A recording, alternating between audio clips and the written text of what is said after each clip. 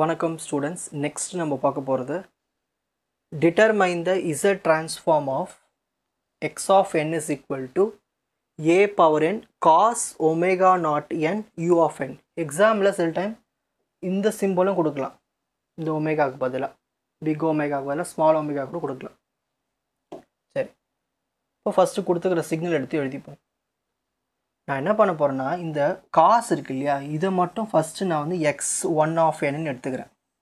So x1 of n is equal to cos omega naught n u of n எடுத்துக்கிறேன். So ஒரு காஸுக்கு z inverse எடுத்தோம்னா x1 of z equal to அதுக்கு தான் formula 1 minus z inverse cos omega naught by 1 minus 2z inverse cos omega naught plus z power minus 2. இதுதான் அதுக்கான formula.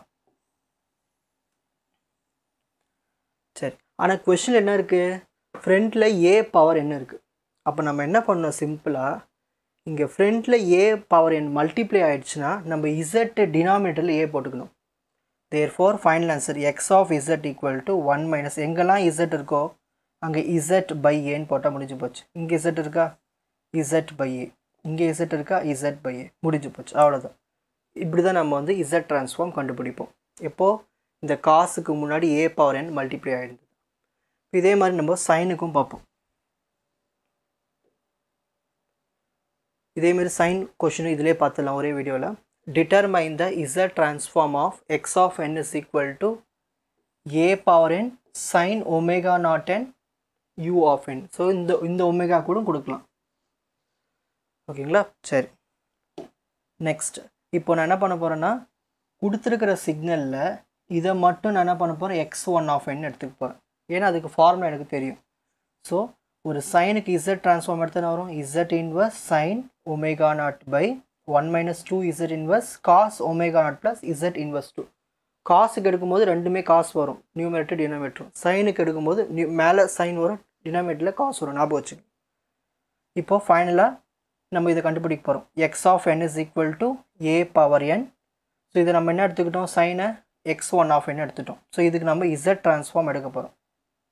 ஓகேங்களா? அப்போது z transform எத்தனை வரும், இந்த x of n capital x of z, இதுக்கு z ட்ரான்ஸ்ஃபார்ம் எடுக்க போகிறோம். எப்படி எடுப்போம், எங்கெல்லாம் z இருக்கோ அந்த இடத்துல நம்ம என்ன பண்ணணும், z by a போட்டால் முடிஞ்சிச்சு. அதான் இங்கே எழுதியிருக்கு.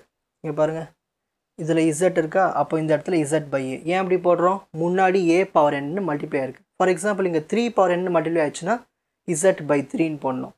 2 பவர் n மல்டிப்ளை ஆயிடுச்சுன்னா z by 2ன்னு போடணும், வேறு ஒன்றுமே இல்லை. ஓகேங்களா? அப்போ இங்கே ஒரு z, இங்கே ஒரு z, இங்கே ஒரு z.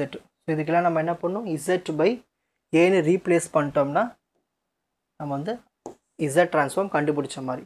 எப்பயுமே ஒரு சைனுக்கும் காஸ்க்கும் வந்து நம்ம a வேல்யூஸ் இருக்கு இல்லையா, கிரேட்டராக தான் இருக்கும். அந்த a வேல்யூ விட இந்த ரீஜன் ஆஃப் கன்வர்ஜென்ஸ் அதிகமாக தான் இருக்கும், ஞாபகம் வச்சுக்கோங்க. இப்போது ஸ்க்ரீன்ஷாட் டைம்.